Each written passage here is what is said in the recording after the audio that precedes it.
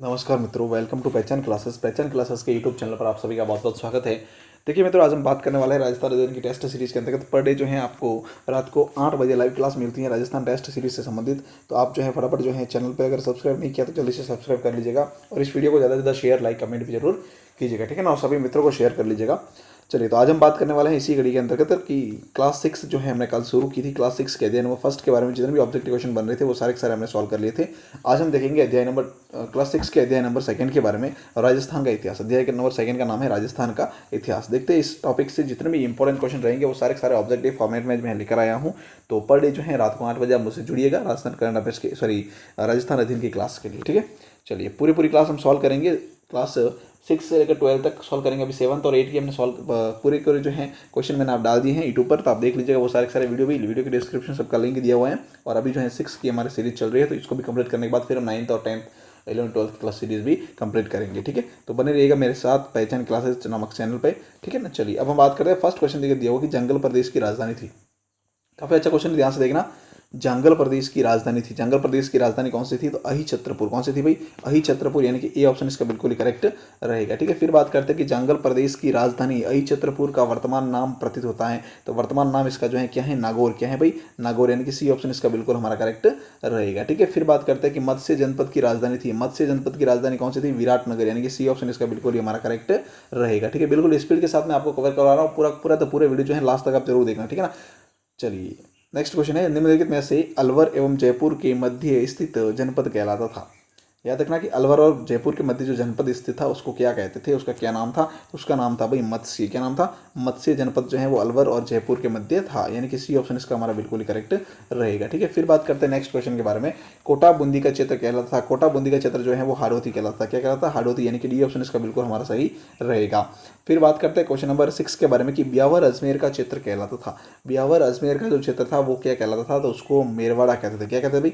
मेरवाड़ा, यानी कि D option इसका बिल्कुल ही हमारा करेक्ट है, ठीक है ना मित्रों। ये काफी अच्छे इंपॉर्टेंट क्वेश्चन है क्योंकि एग्जाम में बहुत बार पूछे गए, ठीक है ना। तो याद रखना, उसी के अकॉर्डिंग मैंने क्वेश्चन बनाए हैं और इस टॉपिक से बनाए हैं। जितने भी इसमें टॉपिक से बन सकते थे वो सारे के सारे बना लिए, ठीक है। इस वीडियो को देखने के बाद इतना मैं कह रहा हूँ कि आपको टॉपिक पढ़ने की जरूरत नहीं पड़ेगी, ठीक है। चलिए, बात करते हैं क्वेश्चन नंबर 7 कह रहा है कि जयपुर एवं उसके आसपास का जो क्षेत्र है उसकी भाषा कहलाती थी। जयपुर और आसपास का क्षेत्र था ना, उसकी भाषा थी ढूंढाड़ी। कौन सी थी भाई? ढूंढाड़ी, यानी कि ए ऑप्शन इसका बिल्कुल हमारा करेक्ट हो जाएगा, ठीक है। ठीक है, ए ऑप्शन करेक्ट हो जाएगा। फिर हम बात करते हैं नेक्स्ट क्वेश्चन के बारे में कि महाभारतकालीन जनपद थे। तो महाभारतकालीन जनपद कौन सा था भाई? मत्स्य जनपद। कौन सा था? मत्स्य, यानी कि सी ऑप्शन इसका बिल्कुल हमारा करेक्ट हो जाएगा, ठीक है। चलिए आगे बढ़ते हैं। नेक्स्ट क्वेश्चन लिखा हुआ है, प्राचीनतम ग्रंथ प्रथम वेद का माना जाता है। प्राचीनतम ग्रंथ कौन सा है? तो वह प्रथम वेद माना जाता है ऋग्वेद। कौन सा? ऋग्वेद, यानी कि सी ऑप्शन इसका बिल्कुल करेक्ट हो जाएगा, ठीक है। फिर बात करते हैं कि शेखावटी में सम्मिलित नहीं है।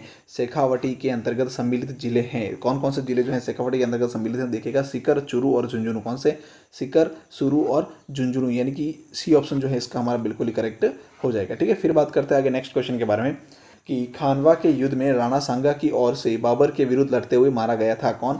ये था भाई हसन खान मेवाती। कौन था? हसन खान मेवाती, ठीक है, यानी कि डी ऑप्शन इसका बिल्कुल हमारा करेक्ट हो जाएगा, ठीक है। चलिए, अगला क्वेश्चन लिखा हुआ है कि मालव देश के अंतर्गत कौन सा क्षेत्र आता है? कौन सा देश? मालव देश के अंतर्गत कौन सा क्षेत्र आता है निम्नलिखित में से? तो उसका मतलब ये जो क्षेत्र आता है वह है टोंक, प्रतापगढ़ और झालावाड़। कौन सा है? टोंक, प्रतापगढ़ और झालावाड़ वाला क्षेत्र इसके अंतर्गत आता है, मालव देश के अंतर्गत, यानी कि ए ऑप्शन जो है इसका बिल्कुल करेक्ट हो जाएगा, ठीक है। फिर बात करते हैं नेक्स्ट क्वेश्चन के बारे में कि महाकाव्यकालीन राजस्थान के किस जनपद का वर्णन चीनी यात्री युआन चियांग ने भी किया है? किसका? महाकाव्यकालीन राजस्थान जो है उसके कौन से जनपद का वर्णन चीनी यात्री युआन चियांग ने किया है?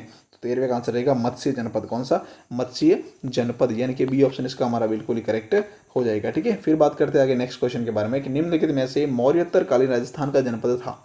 कौन सा? मौर्योत्तर कालीन राजस्थान का जनपद कौन सा था? तो मौर्योत्तर कालीन राजस्थान जो था उसके जनपद के नाम थे योद्धेय, अर्जुनायन, मालव और शिवी, यानी कि उपरोक्त सभी। डी ऑप्शन जो है इसका हमारा बिल्कुल ही करेक्ट हो जाएगा, ठीक है। फिर बात करते हैं आगे, निम्नलिखित में से महाकाव्यकालीन राजस्थान के जनपदों में शामिल है। महाकाव्यकालीन राजस्थान के जनपदों में शामिल था। महाकाव्यकालीन राजस्थान के जनपदों में शामिल था। इससे पहले क्वेश्चन क्या था? अच्छा, मौर्योत्तरकालीन था, ठीक है। अब देखिएगा, महाकाव्यकालीन राजस्थान के जनपद में शामिल कौन सा जनपद था? तो देखिएगा, जंगल प्रदेश, मत्स्य प्रदेश, मुरुगांतर और सूरसेनी, चारों जो है वो कौन से थे?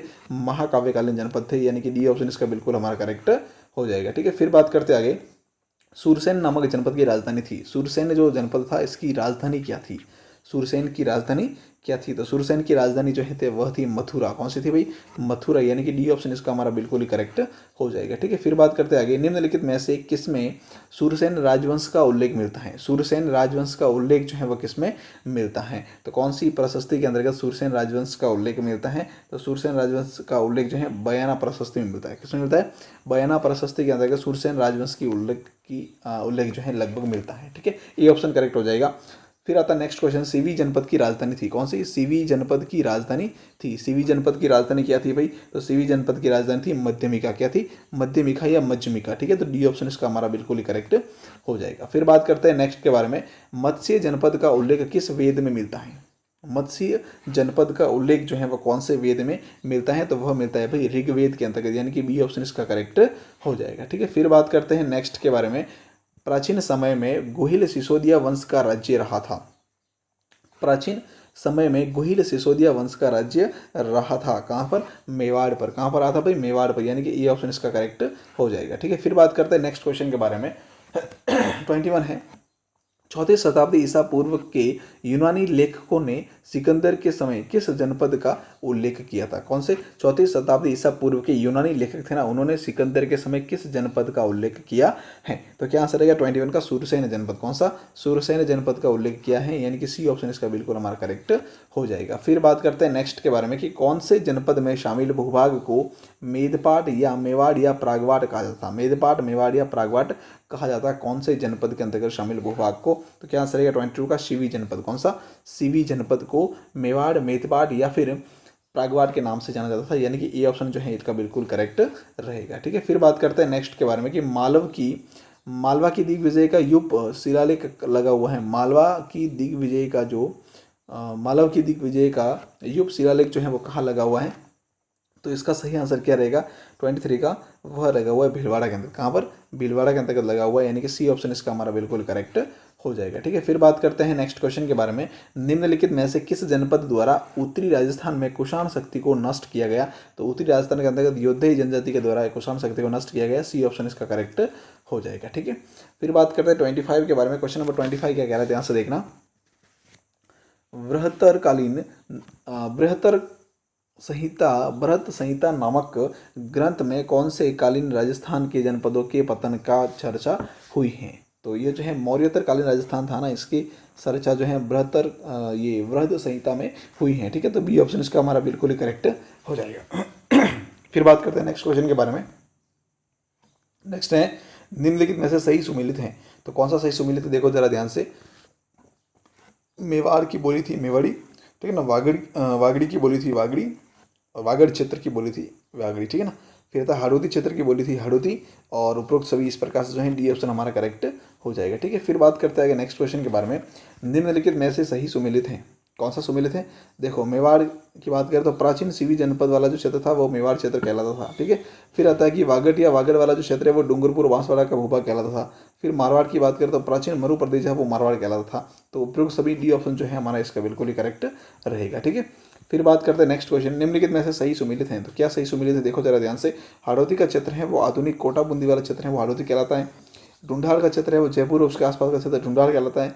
फिर मेवात की बात करें तो अलवर व भरतपुर का क्षेत्र मेवात कहलाता है, यानी कि उपरोक्त सभी डी ऑप्शन जो है इसका बिल्कुल करेक्ट रहेगा। ठीक है, फिर नेक्स्ट क्वेश्चन दिया हुआ है, निम्नलिखित में से सही सुमेलित नहीं है। अब पूछ रहा है कि सही सुमेलित नहीं है, कौन सा नहीं है? देखो जरा, जैसलमेर को जो है मांड्या वल्ल कहते थे, करेक्ट है ये। दक्षिणी जोधपुर था उसको गुर्जरतरा कहते थे। फिर प्रतापगढ़ को जो है प्रतापगढ़ को जो है कांठल कहते थे। क्या कहते थे भाई? कांठल। प्रतापगढ़ के अंतर्गत जो माही नदी के किनारे वाला क्षेत्र था ना उसको कांठल कहलाते थे। और फिर झालावाड़ के अंतर्गत मालवा, बिल्कुल सही है। तो सी ऑप्शन यहाँ पे हमारा करेक्ट रहेगा कि ये सुमेलित नहीं है। ठीक है, तो प्रतापगढ़ कांठल क्षेत्र से संबंधित है। ठीक है, चलिए नेक्स्ट देखिएगा, निम्नलिखित में से सही सुमेलित हैं। क्या सही सुमेलित है? प्रतापगढ़ जो है कांठल कहता था, बिल्कुल। प्रतापगढ़ के अंतर्गत जो माही नदी का क्षेत्र है ना, माही नदी के किनारे वाला क्षेत्र उसको कांठल कहते थे। ठीक है, चलिए ब्यावर जो है अजमेर मेरठ का क्षेत्र था।